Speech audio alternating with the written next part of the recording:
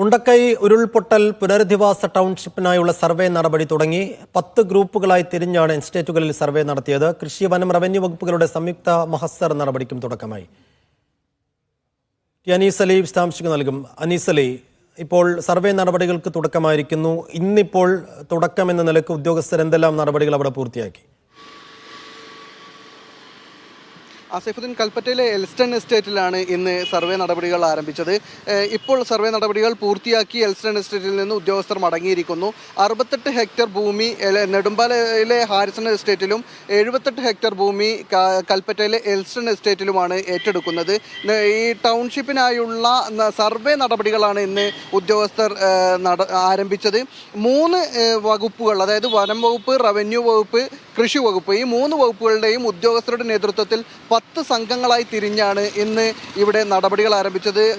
പുനരധിവാസത്തിനുള്ള special officer JO Arun, അതുപോലെ തന്നെ ADM K Devaki തുടങ്ങിയ ആളുകളുടെ നേതൃത്വത്തിലായിരുന്നു ഈ സർവേ നടപടികൾ ഉണ്ടായിരുന്നത്. സ്ഥലം അളന്ന് തിട്ടപ്പെടുത്തുക, അതുപോലെ തന്നെ അതിലെ കൃഷി വിഭവങ്ങൾ, അതായത് തേയിലത്തോട്ടമാണ് എൽസ്റ്റൺ എസ്റ്റേറ്റ്, അതിലുള്ള കൃഷി വിഭവങ്ങൾ എത്രയുണ്ട് എന്നും, അതുപോലെ മരങ്ങൾ, ആ മരങ്ങളുടെ അളവ്, തൂക്കം തുടങ്ങിയ കാര്യങ്ങൾ, നീളം, അത് എല്ലാം കണക്കാക്കുക. ഇങ്ങനെ സ്ഥലത്തിൻ്റെയും അതിലുള്ള വിഭവങ്ങളുടെയും മൂല്യം കണക്കാക്കി അതിൻ്റെ ആനുപാതികമായി നഷ്ടപരിഹാരം നൽകിക്കൊണ്ടാണ് സ്ഥലം ഏറ്റെടുക്കുക. അതിനുവേണ്ടിയുള്ള നടപടികളാണ് സർവേ നടപടികൾ, അതുപോലെ തന്നെ മഹസർ തയ്യാറാക്കുന്ന നടപടികളൊക്കെയാണ് ഇന്ന് നടന്നിട്ടുള്ളത്. എന്തായാലും 5 മാസത്തിന് ശേഷമാണ് എങ്കിൽ പോലും ഇനി അങ്ങോട്ട് ഈ നടപടികൾക്ക്, പുനരധിവാസ പ്രവർത്തനങ്ങൾക്ക് വേഗം കൂടും എന്നാണ് നമ്മൾ മനസ്സിലാക്കേണ്ടത്. കാരണം ഇപ്പോൾ നിയമ തടസ്സങ്ങളൊക്കെ നീങ്ങിയിരിക്കുന്നു.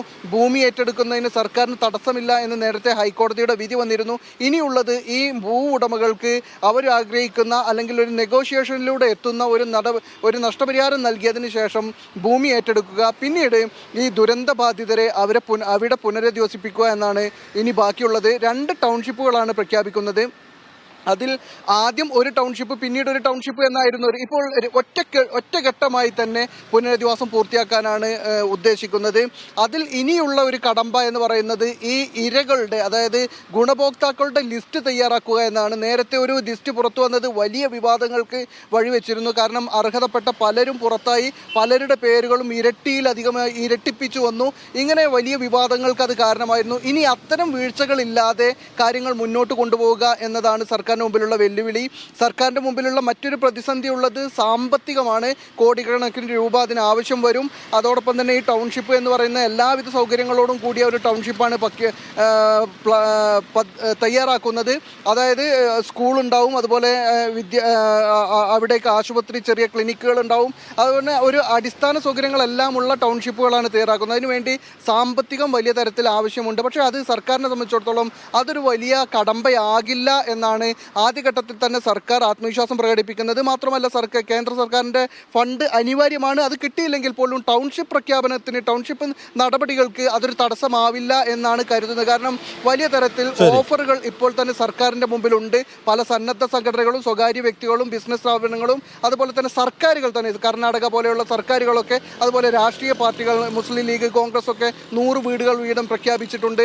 പലരും ആ സംഭാവനകളെല്ലാം തന്നെ വന്നാൽ സാമ്പത്തികം വലിയ തടസ്സമാവില്ല എന്ന് സർക്കാർ കണക്ക് കൂട്ടുന്നുണ്ട്.